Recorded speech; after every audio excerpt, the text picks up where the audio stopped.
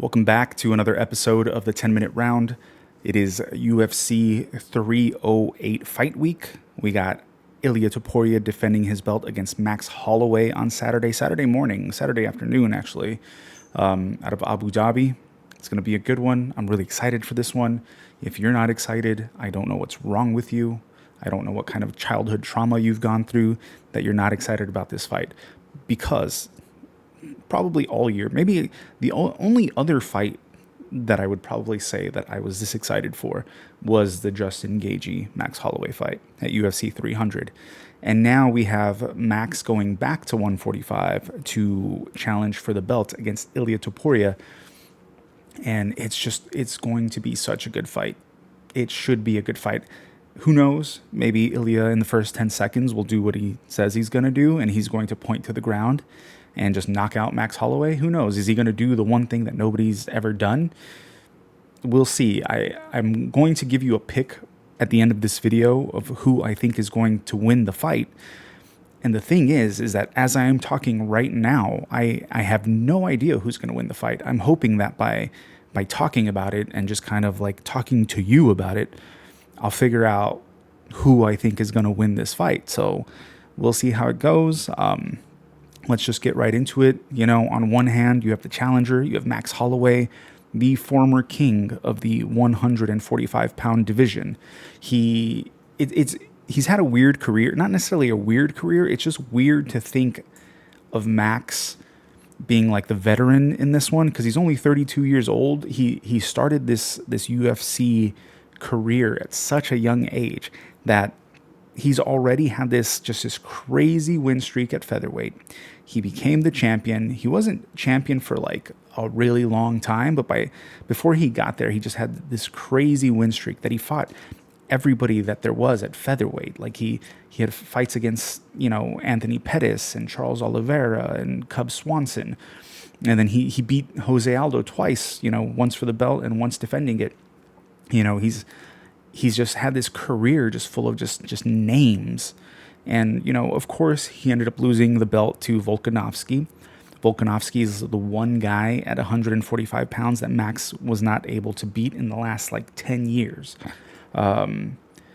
It's just the thing that happens usually when you have a fighter in this situation where, they were champ, they were on top, they were at the top of the mountain for so long, and now they're not, is usually their career kind of fizzles out a little bit. Like they'll start getting matched up against the young guys, and that started to happen to Max. Like the UFC was like, okay, we have this name in Max Holloway, we have these young up and comers who are really good. We're gonna put them up against Max to see if they win. That gives them a little bit of hype, a little bit of the rub. But Max was winning those fights. Whenever he got matched up against a young up-and-comer, even though he wasn't the champ, he managed to stay on top, and he was beating all the guys who should have fought for the belt. And it's weird. They also would match him up against legends, and he would win those fights too. And it was obvious that he wasn't at that stage of his career yet. He wasn't one of the old guys. Whenever you put him up against one of the older guys, he would just absolutely dominate them. So he's had this longevity for being so young, and to come back and all these years later after being champion and fight for the belt again and even move up to 155 and have that fight against Justin Gaethje where nobody thought he was going to win. Let's be honest. Nobody, people pick them, people make their picks, whatever. But realistically, going off of the last time he was at 155 against Dustin Poirier, his other loss in 10 years besides Volkanovski, it just seemed like the size difference was too much. He just didn't have the power to fight at 155. So going into the Justin Gaethje fight, everybody was just kind of including myself, was he's not going to have it. He doesn't have the power. And then he went in there and he put on this absolute masterclass against Justin Gaethje and had probably the best knockout of the year against Justin Gaethje. So every time Max has been put in this situation where kind of he's the underdog, or this is not the one that Max is supposed to win. He's like risen to the occasion. He not only like rises to the occasion, but we see the best version of Max Holloway. And so that's part of what makes this fight so exciting. Because on the other hand, you have the now champion, Ilia Topuria, a man who, like, if you watch his fights in the UFC, his run, everything he has done is just so impressive. He's so good. He's fast. He's incredibly athletic. His boxing is on point. His grappling is on point. When the UFC matched him up against like grapple heavy guys like Ryan Hall and Bryce Mitchell, guys who when in their fights people try to avoid the ground game with them, and instead Ilia finished both of them on the ground. He submitted Bryce Mitchell. He knocked out Ryan Hall with ground and pound. Like when he's matched up against guys with like Josh Emmett, who has a lot of, maybe Josh Emmett's boxing is not the cleanest, but he has power. He has disgusting power, and Ilia just bludgeoned him. He made Josh Emmett look like he was in a car accident. The kid is good. Like, he's good. It's been impressive, his run. The only time we saw him in trouble was he was in a fight with Jai Herbert, and Jai Herbert hit him with this counter head kick in the middle of Ilia's combination that he was throwing, and it dropped him. And then Ilia went on to kind of stay safe, kind of took him down, kind of stayed safe for the rest of the round, won the rest of the round, arguably. And then he just put Jai Herbert to sleep in the second round. Jai Herbert had an 8-inch reach advantage. This is a fight that Ilia moved up to 155 to fight him. The dude was like way taller than Ilia. He was almost a half a foot taller than him. He had the 8 inches in reach, and Ilia put him asleep. So the kid is good. He has that. He has confidence that, like, he went in there and fought Volkanovski for the belt, and he looked so calm. He looked like a fucking killer. He not only beat Volk, but like Max Holloway had 15 rounds against Volkanovski and didn't win any of those fights. Ilia finished Volk inside of 2 rounds. Like, the champion is good. And that's what makes this fight so exciting. Like, stylistically, I think it's incredibly interesting because what Ilia likes to do is he kind of likes to back people up against the cage. Like, if you watch a UFC fight, and you'll see on the octagon, there's usually like a black line that it's inside the cage, like a few feet inside the cage, and it goes all around the cage. That's called like the warning track. It's kind of for a fighter to look down and see like, oh, the fence is right behind me.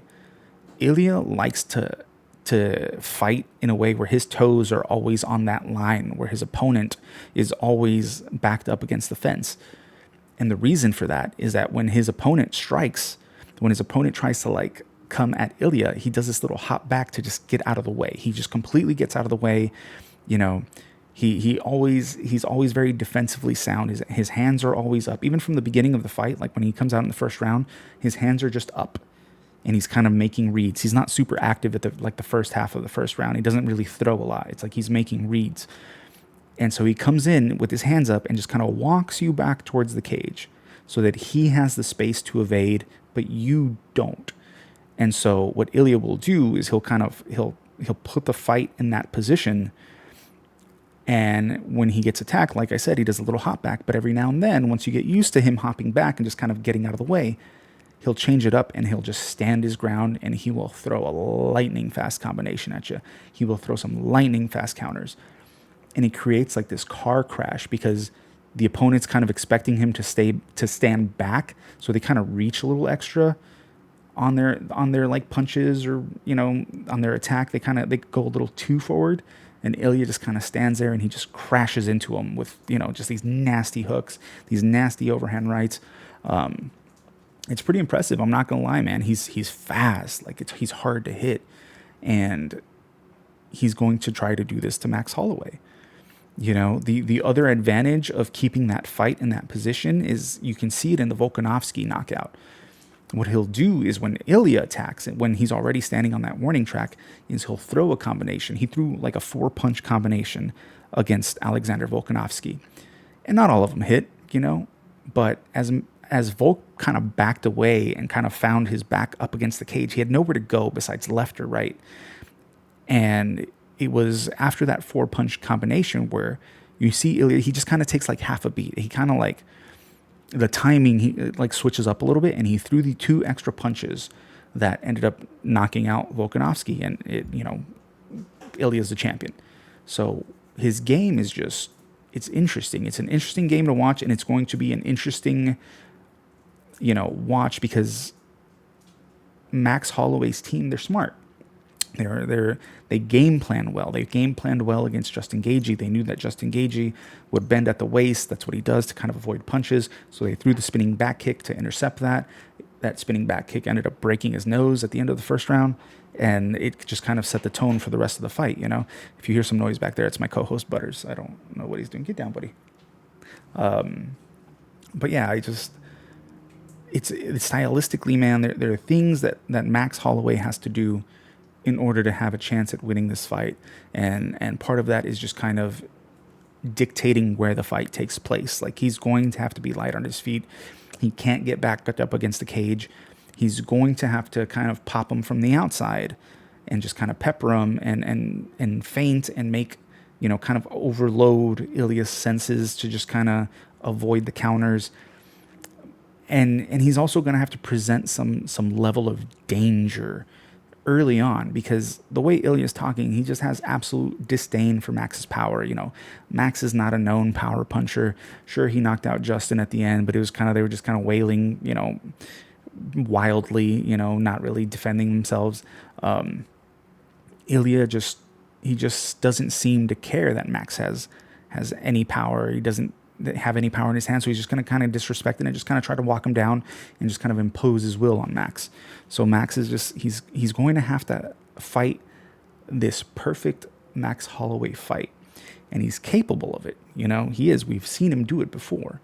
But prediction wise, it's gonna, like, I almost hate to say it, I almost hate to like count out Max Holloway, because when people count him out, that's exactly the time that he shows up. And as a fan of Max Holloway, as a fan of MMA, as a fan of like storylines for careers, I want nothing more than for Max Holloway to win this fight. Like, it would be cool. It would make for, a good like little ribbon on his career. This is his legendary career that he's already had. But the way that MMA goes, man, it's a fight like this, where it's like the younger guy, the new generation. It's kind of where they start to take over the division, and Ilia looks like he has the talent to do it. He looks like he has the power to do it. I feel like in some of those exchanges that Max has to throw himself into the danger, with Ilia, and I think Ilia's speed is going to give him trouble. I feel like that's what gave Max Holloway trouble in the Volkanovski fight, and Ilia's even faster than Volk. So I think that the power, the damage that Ilia's going to inflict on him, I don't want to sit here and say that Ilia's going to knock out Max Holloway, because as cool as it would be if like that's what were to happen, and I look like this absolute genius in predicting that, it's a thing that's never happened to Max, even fighting up weight. So if it weren't to happen, there's really no consequence for me of being like, oh, well, the thing that never happened to Max Holloway didn't happen again in this fight, so whatever. It doesn't really matter. But I feel like Ilia will be able to inflict enough damage in those early rounds to kind of take some of those rounds away from Max, or to make Max tentative, and he will end up winning a decision.